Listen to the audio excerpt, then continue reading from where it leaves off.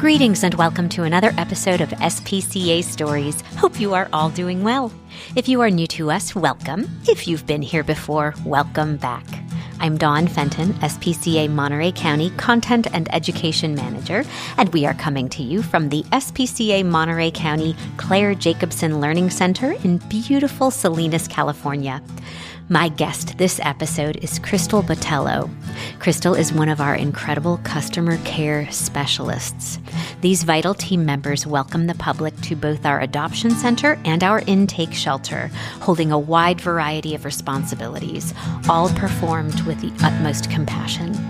Crystal is passionate about her work with the animals at the SPCA. You'll see. A quick note to some of our more sensitive listeners. This episode mentions sensitive subjects such as surrendering a beloved pet, humane euthanasia, and other delicate topics, so please take care while listening.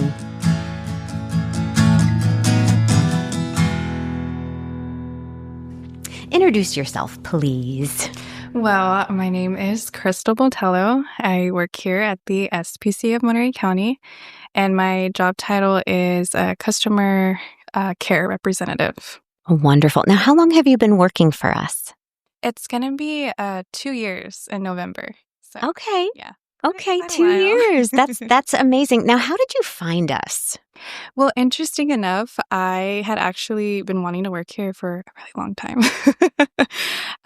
So I had actually tried to apply a couple years ago. I, at the time, didn't get the job, which is totally fine. Life happens. Yeah. So I just think of it like it just wasn't the time to work here. Mm-hmm. And then I just got experience elsewhere, which is totally fine.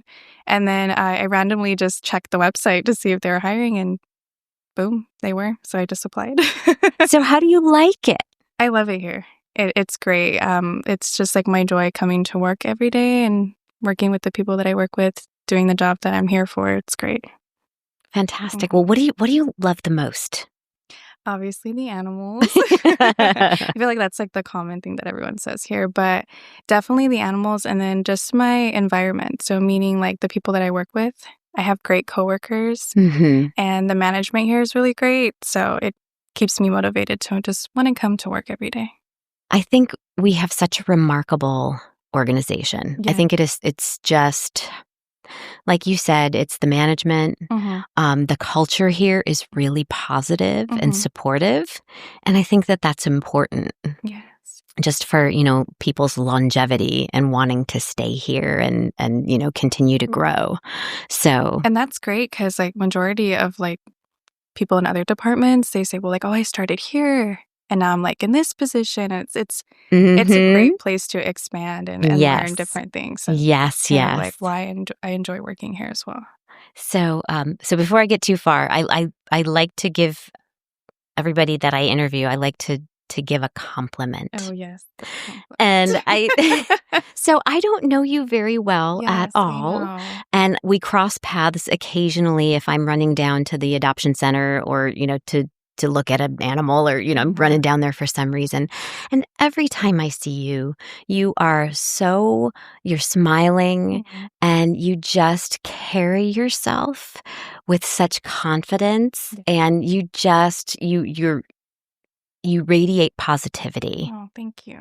And I think that is so important here, and Mhm. probably really important in your job Yeah. and what you do, which we will talk about Mhm. momentarily. But I just wanted to pass that along, is that you are a light. Thank you. So thank you for being here. Thank you for bringing Thank you all for of that with having me. This is exciting. So tell us about you. Did you grow up here? Yeah, definitely. I'm from Soledad, so about 40-minute drive here. If there's Mhm. not any traffic. Mhm. So born and raised, and pretty much the reason why I even got into working with animals is kind of like the cliche thing is like I knew I wanted to work with them since I was little. So I kind of just do feel like it was my calling. I did go to school to be a veterinary assistant. So I did Interesting. part of my schooling at Central Coast College, Mhm. so which is like, all the Yeah. students come here. They're familiar with like what we do here for work. Yes. So I did get a little bit of experience here and getting to know the SPCA through Central Coast College. Mm-hmm. I didn't finish the program, though, just due to timing and personal reasons when I was going to that school. But I did find another program that worked out great for me, and I ended up finishing it, and now I am a certified veterinary assistant. Oh, my goodness. So so you know a lot. Yes. You know a lot. And so having somebody like you with your experience and your knowledge in a customer care position. Yes. That's I think amazing. I think that brings such a layer to that position. Yes, it does. And it's great because if people aren't too familiar, coming in to the position that I work in, I'm always more than happy to relay any information that I know, educating others. So you don't technically need to have like schooling background for the position that I'm in, which is great because it's a good starting point for anybody who wants to be like on entry level to working with animals. And even if I didn't go to school and I had no idea, I've learned a lot being here. So I think it's great starting, but definitely with the knowledge I have, I give that on to other coworkers of mine who have questions. So we're so lucky to have you. Oh my gosh, we are so lucky. So talking about your position, when let's say you meet somebody for the first time and they're like, so Crystal, what do you do? How do you describe your job? I kind of just say that I am like an adoption counselor in a way. So I pretty much go into detail about what it is I do. I help out with animals finding their forever homes. But then I also do work at a different department my other half of the day, which is where I help with either the intake process, which is surrendering animals, doing euthanasia appointments. So it is kind of a conversation that I do have with people as far, because it's multiple things I do. It's not like one general Yes. thing. So just kind of doing the intake process and then also the app, which is adopting them out. Lots of layers to definitely. what you and your colleagues are doing in the adoption center and in intake. Yes. Do you have pets at home? I do. I have a lot. Tell me. Yeah. So I have a cat at home. Love her. She is 7 years old. So I've had her since she was a baby. Oh. And then I have 2 dogs. So one is a German Shepherd. She's a little old girl. She's about 9 years old. So we've had her since she was a baby. Oh. And then we just got a new addition to my family, which is a Frenchie puppy. Oh my goodness. Yeah. Love him. He's so sweet. His name is Spike. And we've had him for about, I think, 2 months now because he's 4 months old. Oh.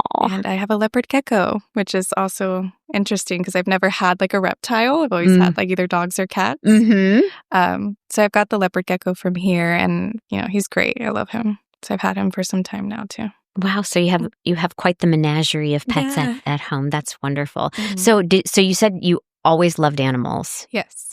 So tell me, what were you like as a kid? As a kid, I would say I'm really reserved, even though, you did mention earlier, like I do have like this type of confidence to me, but I'm also really like reserved. It does take me a while to kind of just fully open up to people sometimes, kind of just get like the vibe from people. But overall, I grew up with a lot of having a lot of animals in my household, and one of them was just always having a dog and a cat. My mother she's a cat lover, so that's kind of where I get that from. My dad loves dogs, and his favorite breed is a German Shepherd, so I grew up with German Shepherds. Got it. So you always had animals in your life Definitely in my from a very young age. Yes. So is there one in particular that really that maybe you can attribute why you wanted to work with animals? Yeah. I think my childhood pet was my kitty named Panther. So with him, I got him as a birthday gift from my aunt. And I loved him since the very moment that I got him. And he was just a little itty bitty baby. And I took care of him. And I had him for a really long time. But unfortunately, he did get attacked by another animal. Oh, no. And it was a very tragic loss that I had from him. Yeah. But because of that, just having the loss of an animal, it kind of just inspired me a little bit more to kind of pursue my career just because how much I loved him. And he was the childhood pet. Like I remember him. I'm probably going to remember him forever. Aw. So that's kind of where it sparked the most interest was with my Right. childhood pet.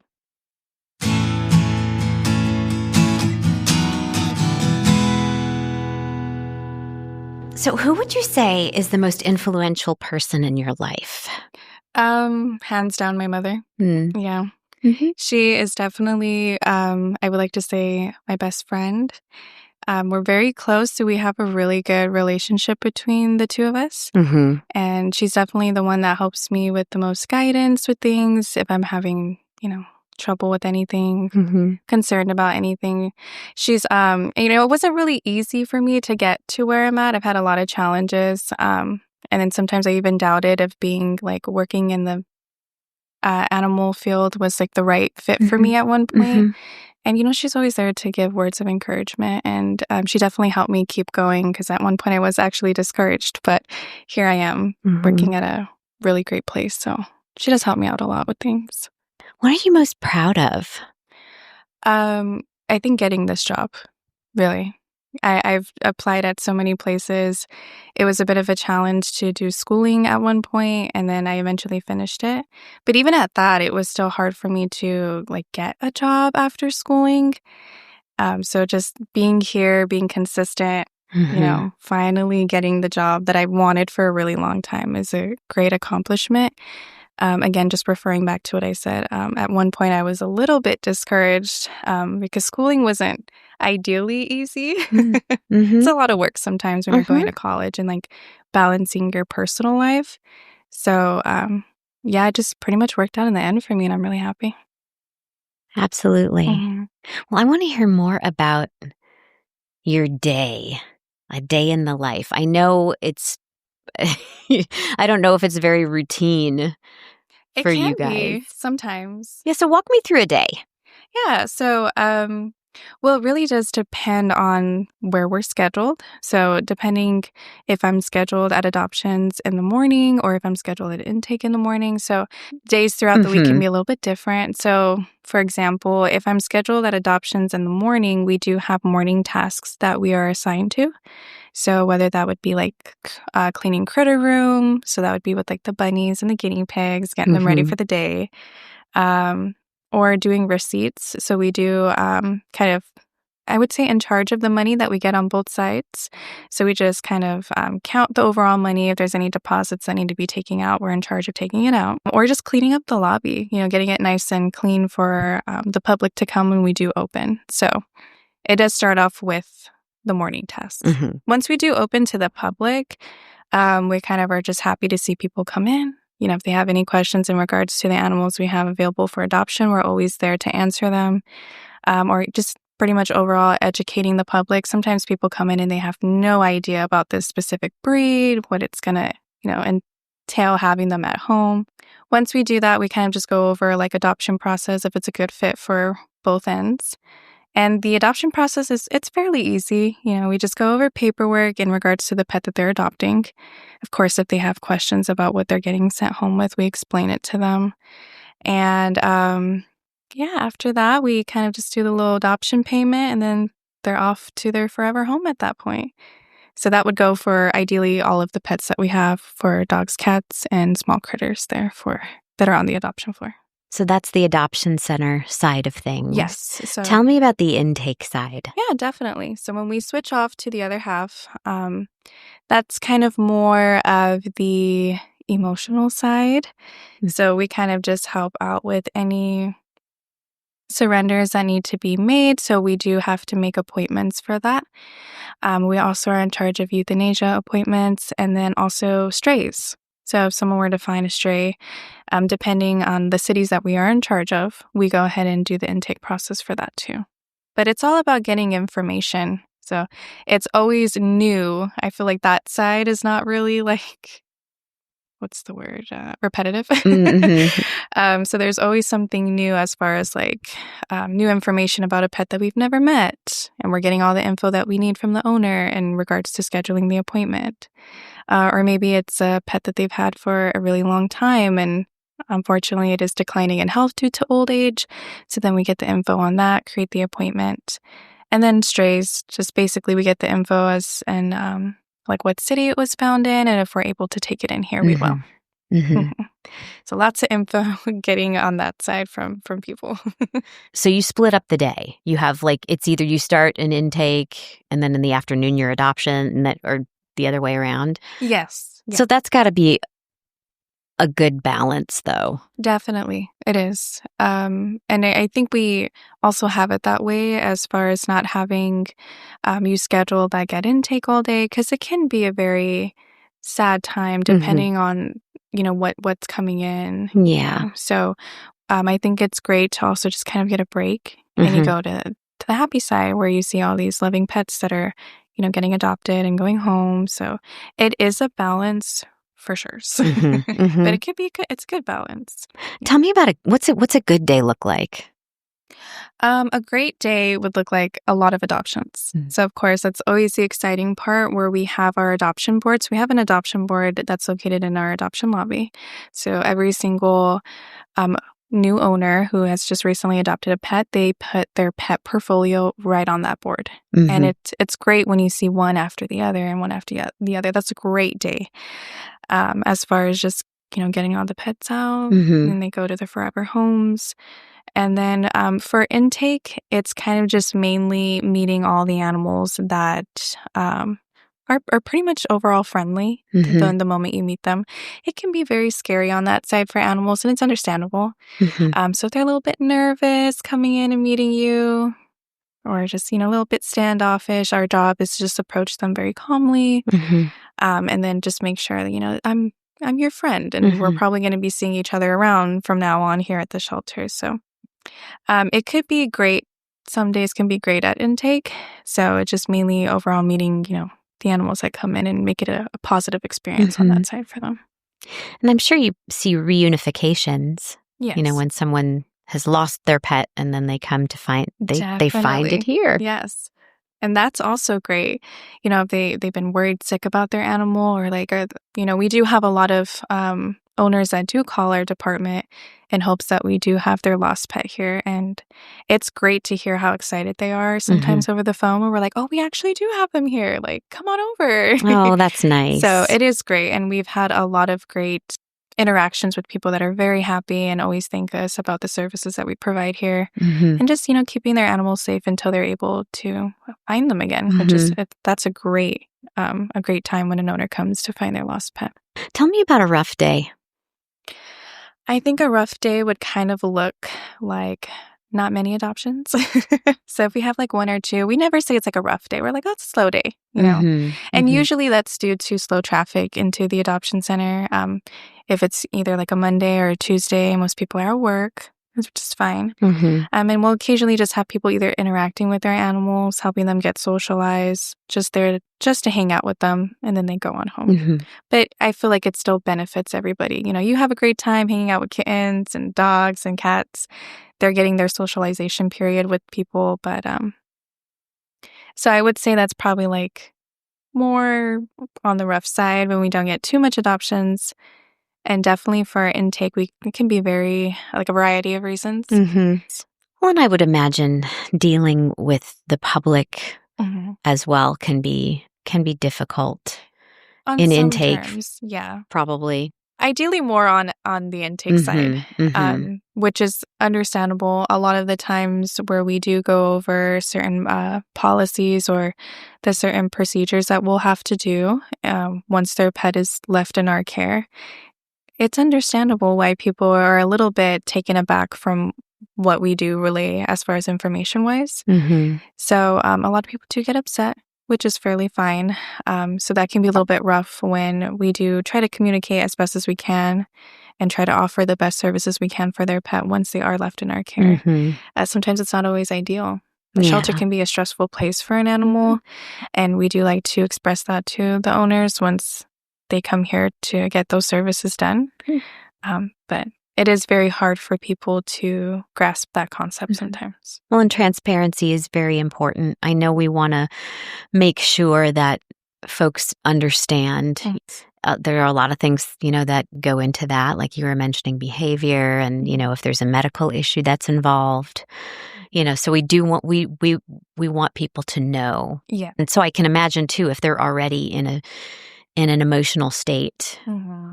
and then hearing, On top the of other details on top yes. of that, that's got to be very hard.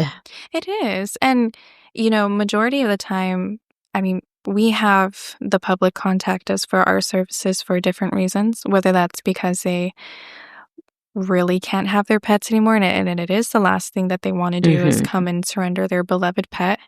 Whether it's due to landlord, they just moved into a new home, and unfortunately, they can't have pets there. Mhm. So sometimes it really is against, I guess, against their will in a way. Mhm. So they really don't have any other option, and it's not really. I mean, it's really rare where Mhm. um, we speak to the public in regards to, I just don't want this pet anymore. It's really rare when we have that reason. So of course they're going to be emotional because the last thing that they want to do is to not have their pet anymore. So No, it can be a little absolutely. bit emotional in that part. Absolutely. And I know we do have other services that we let people know about, if it is a behavioral thing. Yes. That could be step one. Mm-hmm. We'll get you in touch with our behavior department, and maybe there's something we can help you with, or if it's a pet food situation, we do have a pet food bank on Saturdays that people can come and get that food for their pets. So yes, there are definitely alternatives, Mm-hmm. but yes, I'm sure that when it gets to the point where there is no other, this is sort of the last Yeah. resort, that it can be really Yeah, and we always tough. want to express that to people if they're calling us for certain things, and we do relay the resources that we have. So a lot of the time, if it is behavior-wise, behavior department is a great first step, Mhm. like you mentioned. Or if it's financial hardships, if they have multiple pets at home, then we refer them to the pet food bank, which majority of the time, a lot of them don't know about these Mhm. additional services that we have. They're like, oh my God, that's great that you guys do that every Mhm. Saturday. And every Yep. Saturday we do that for the public. Yeah. And, we'll give you as much food as you need for the amount of pets that you have in your household. Mhm. So it's great, again, to be educating the public on other things that can definitely help them if that keeps them from needing to bring them here. Definitely rehoming. A lot of the public doesn't know that they can just rehome on their own Mhm. without necessarily having to bring to a shelter. So we do like to educate them on that. Like, totally fine if you have a family member that really thinks that your dog is cute or loves your Mhm. cat. Probably ask them to see if they can take it in, and Mhm. if they do, great. Or Mhm. a friend of yours who has been looking for a dog, maybe they don't mind taking in your dog. So we do offer that because we always want to be a last option for the public all the time. And yes, yeah, and we are here for you. Yes. That's the other, that's the other part of that message, is that yes, we want to help you with all of these issues that you might be having. We're here for you to Yes. help. We're here to help.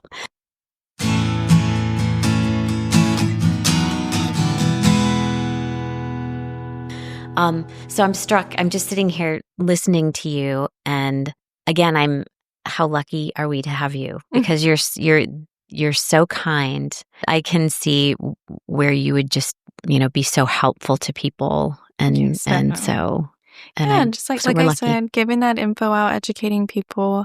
That's kind of just a highlight of my day is Mhm. helping, the animals and anybody that loves them. I love all the animals that come here, and definitely majority of the time, all the animals that come into our facilities, they've been loved by people as well. Mhm. So we just want to relate and let people know that we are going to be taking great care of your animals while they're here in our care.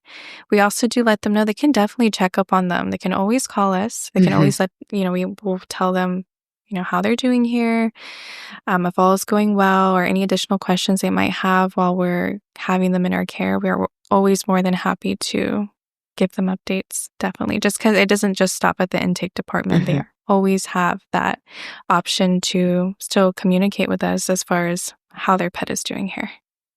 That's wonderful. Mhm. So how do you, what's the hardest part of your job? I would say definitely euthanasia appointments. Mm-hmm. would be probably the hardest. And it's mainly due to the owners that are coming in with their pets that they've had for a long time. Mhm. So euthanasia, even though I've been fully aware of it since, getting into the field that I'm in, it's still something that I'm learning to grasp on. Mhm. And it's very emotional every single time. So it's just, even though it's probably something that I consider the hardest part of my job, I like to, comfort the people that are here. And it doesn't necessarily have to be due to just, them bringing their pet in for euthanasia services due to old age, just for whatever reason. It's Mhm. always hard on people. Yeah. And that's the part that I want to be the most comforting towards people. So it kind of just brings out a certain side of me where I want to be comforting to the animal in its last moments and then to the people as well. It's Mhm. hard for everyone. Yeah. Yeah. And it's definitely challenging to see that. Even here, being here for 2 years now, it's a challenging Mhm. experience, but it brings out, I'd say, the best in me in a Mm. weird way. No, that's Yeah. perfect. Mhm. That's So perfect. it definitely just tension attending to them. It's very hard, and I understand. I feel like Mhm. I'm really I kind of connect to people on an emotional level Mhm. sometimes. So I'm like, oh gosh, it's so hard. I understand. Yeah. So Absolutely. mhm. So, and on the flip side, like, what's the best part About my job. about your job? Yeah, what's the best? The best part would be just getting to interact with all of the animals here, for all of the reasons they come into our shelter. So whether, again, that would be for surrenders, just, you know, letting them know, like, hi, I'm a friend, like, you're gonna have a good time here. Socializing them in any way that I can. So just hanging out with them, whether that would be on the intake side or even Mhm. at the adoption side. So just being around them, it keeps me Yeah. going. Yeah. Yeah, they're adorable. I love every animal that comes here. So I bet it's fun seeing like a really cool adoption. definitely. Like seeing that family that's like the perfect match with a pet that you've been interacting with or, have gotten to know since they came here via intake or what. So Yeah. that's got to be really, really Yeah. rewarding. Definitely. And when you see that that whole process get started from like when they first initially got here and now they're getting paired up with the greatest family ever, Mhm. it's always great to just to see the overall like who they're going to be going home with. So it is great to see like sometimes the process from the intake to the adoption for all of the pets that come here. We're like, oh, great, you were here with us, and I'm glad you were here with us for the time being. But now Mhm. you get to go home, Oh, and how you fun. get to enjoy. Bye. You Yeah, get to like go home. yeah. So it's like you get to enjoy these new people that are gonna love you, Yes. just the same, and it's a great experience just seeing that whole process play out. Yeah, have the best life. Yeah, See ya. yeah. So No, that's so fun. it is. That's It's really, really really great. fun.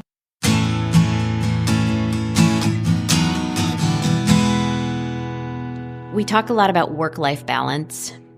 And so I know that if you have a particularly rough day, maybe intakes really, you've had one case after another. And what do you do for yourself? How do what kind of self-care? Do you have hobbies that you do? Yeah, so self-care for that, if it were to come to that case, I journal a lot. Mm-hmm. So I've actually been journaling for a really long time, so that kind of really helps me as far as like any emotions that I have or any thoughts that I have. I do journal it down. And it really helps me out. Every journaling session that I have, it really helps me. Mm-hmm. I talk to my mother a lot about things. So she's always happy to hear about my day, whether that would be technically good or bad. Mm-hmm. So, and then she'll, give me an input on it. But as far as the challenging things that I can encounter here, I do really try not to bring like work home with me. And that's definitely something that I've been kind of balancing out Yeah. while working here and the Mhm. time being that I've been here. So I'm getting a lot better at it. But I also, so I talk to my mother, I journal, and then just kind of like overall having me time. Sometimes I just do need to de-stress a little bit when I get home. So, I'll go home and I'll just kind of have a little bit of quiet time with my cat in my room, and it's great. So that's kind of how I de-stress in a way. I have a crazy question for Of you. course. So you're journaling. Yes. Have you ever thought about it becoming a book? Yes, I've thought about that before. Okay. Definitely. Especially with like the past stuff that I've journaled about, not necessarily having to do with work. Because like I said, I've been doing it like since I've been in high school. So I have had that thought. Okay. Yes, I have thought about it. So, folks, you heard it here first. Crystal's book. Yeah, in case may I come put out. a book out.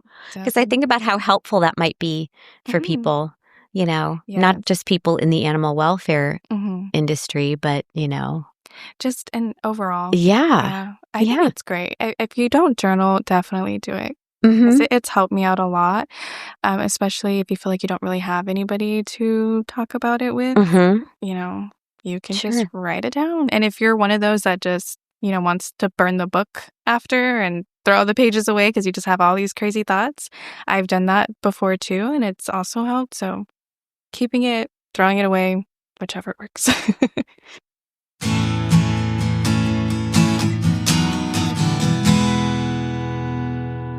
So what do you wish people knew about this organization? I just want to say what I wish people knew is how much time and effort that we put into all the animals here. And definitely every single animal, regardless if it is like a domesticated animal or it's wildlife, like we have our wildlife department, we cater the needs to all of them. And I'm glad that one of the like overall things that we specify as a shelter is that we're an open admission shelter. So we don't turn away anything in regards to any state that they're in. So I feel like most people do know that, but I would want that to be the main thing that they know when they think of the SPCA. We do all that we can for animals, and that's why we work here and why we do what we do and why we love what we do. And this is why this podcast exists. Yes, exactly. And I love it. It's because, I love what you said. I love what you said because you are right. Each and every animal that comes through the doors is given special attention, definitely. care, dignity, all of those things. There's so much put into the animals here by the talented, dedicated, knowledgeable staff that we have here, passionate. I mean, all the good words, all the kind words, all the great things. And yes, so this is what inspired the podcast. We want people to know the people who do the work. Yeah.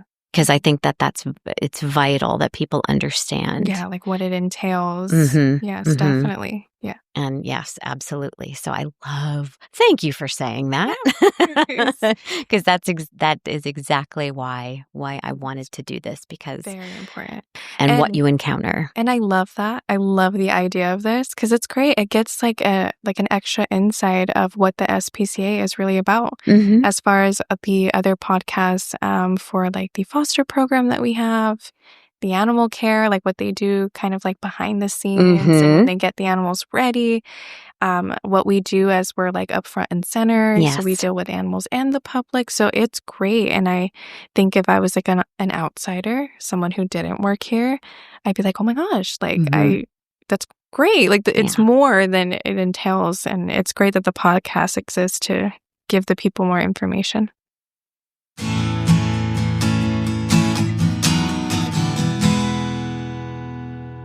So I asked Ben, because I wanted to interview someone from customer care. And I'm like, well, who? And he was like, I think I have a few people in mind. And he said that you wanted to do it. What inspired you to do this? I'm just really passionate about what I do here. I love my job. And if I could talk with somebody about what I do and why I do it, I'm that person. No, I was wondering, I'm like, what inspires people to want to do the podcast? Yeah, I mean, I've heard it before I even got offered it. So I was just like, oh my God, this is great. If I have the opportunity to do it, I wouldn't mind taking it. But it's just mainly having to have a conversation about what we do here. I know we have a lot of listeners from different areas, which is amazing, by the way. So if I can be that person to continue to educate, I have no problem in doing that. So I love what I do, and I love to talk about what I do. So Love that.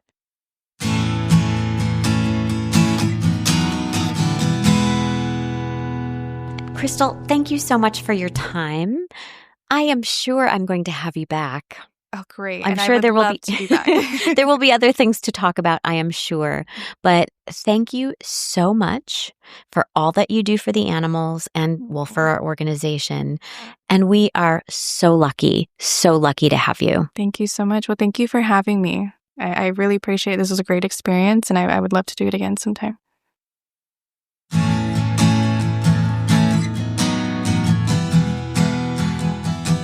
Thank you all for tuning in. We would love to hear from you. If you have questions or just want to say hello, you can drop me an email at dfenton@spcamc.org. You can find more information about all of our programs and services at spcamc.org. A tremendous thank you to all SPCA staff, volunteers, and board of directors. And of course, a heartfelt thank you to our generous supporters. We at SPCA Monterey County could not do what we do for the animals and people in our community without you. If you would like to support us, and that would be incredible, you can find that information at spcamc.org. If you like what you hear, please drop a like or give us a rating on whatever platform you listen in on. Those ratings help us out so much, and that helps us reach more animal lovers. So please, if you have the time, go ahead and do that for us. I'm Dawn Fenton, signing off until next time. Much unconditional love to you and your pets from all of us here at SPCA Monterey County.